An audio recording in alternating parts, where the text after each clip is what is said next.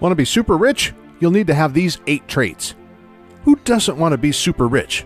If you were to stop 10 people at random on the street and ask them if they'd like to be super rich, we'd be willing to bet that all 10 will say yes.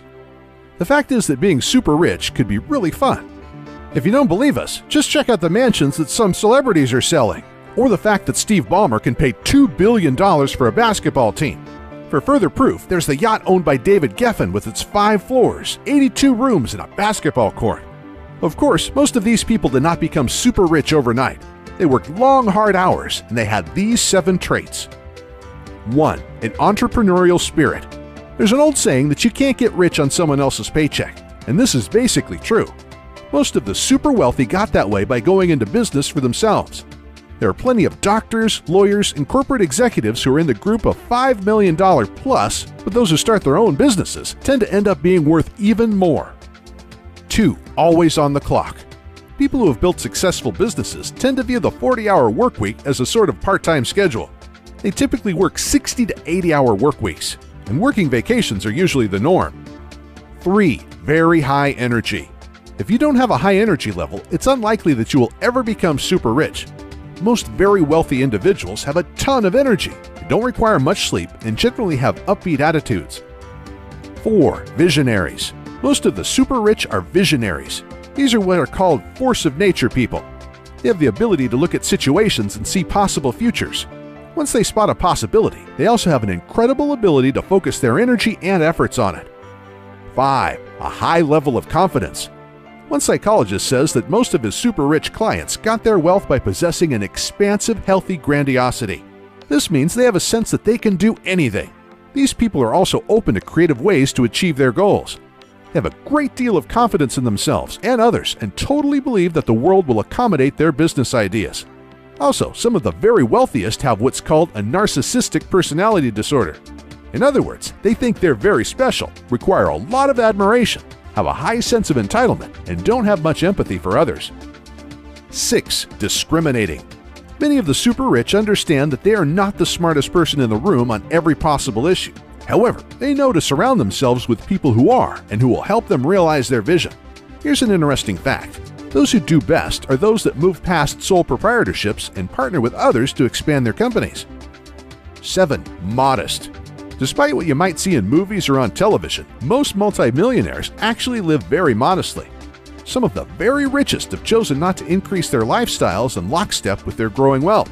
Some even continue wearing old plaid shirts, or at least the men do. 8. Tolerant of risk. If you start your own business, by the very nature of things, you will need to be a risk taker. However, there's no need to be an investing gambler. Most of the super rich have short-term investments, but a longer time horizon than other investors. Like Warren Buffett, they will invest in a stock or companies, then stick with it as long as it makes sense to them. However, they won't go all in on one bet. Of course, there's always the one person who bets it all on something, gets lucky, and then gets out. However, this is not the recipe that works for most people. Get started on the road to being super rich. As noted above, if your true goal is to become super rich, your best bet is to start your own company. Of course, there's a negative to this, and that's the fact that in most cases, you won't have money to start that venture. As many people have discovered, you can have the greatest idea in the world since the internet, but if you don't have the money to put it into effect, you're doomed to failure.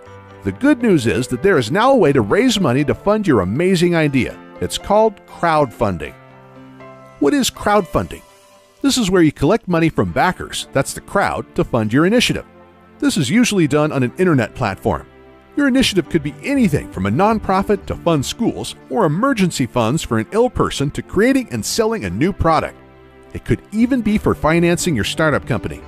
As you might guess, crowdfunding models require a number of participants. This includes the people such as yourself that propose the idea or project to be funded, and then the crowd of people who support your proposal. 450 platforms. As of 2 years ago, there were more than 450 crowdfunding platforms. Of course, if you have a project you want to crowdfund, you will need to do your own due diligence in order to determine which platform would be best for you depending on your project. This is because there are some important differences in the services provided by the different crowdfunding platforms. As an example of this, Crowdcube and Seedrs are both designed to help small companies issue shares over the internet and then receive small investments from registered users in return.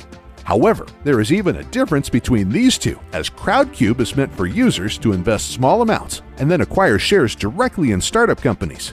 On the other hand, Seedrs pools funds to invest in new businesses as what's called a nominated agent. Other platforms such as Cellaband and Kickstarter replace traditional intermediaries such as venture capitalists. They link project initiators, designers, and new artists with committed supporters who believe strongly in the persons behind the projects and provide monetary support. Recent Kickstarter projects. As an example of projects that were successfully launched on Kickstarter, there was the Pebble e-paper watch for Android and the iPhone. The total amount pledged by supporters of this project was $10,845,000. A total of $8,596,474 was pledged in a Kickstarter campaign in support of Ouya, a new type of game console. A role-playing game titled Project Eternity raised $3,986,929. And Form 1, an affordable professional 3D printer, garnered $2,945,885 in crowdfunding. As you can see from these examples, the initiatives that do best on Kickstarter tend to be those in the technology sector. But don't despair if your idea does not fit in this category.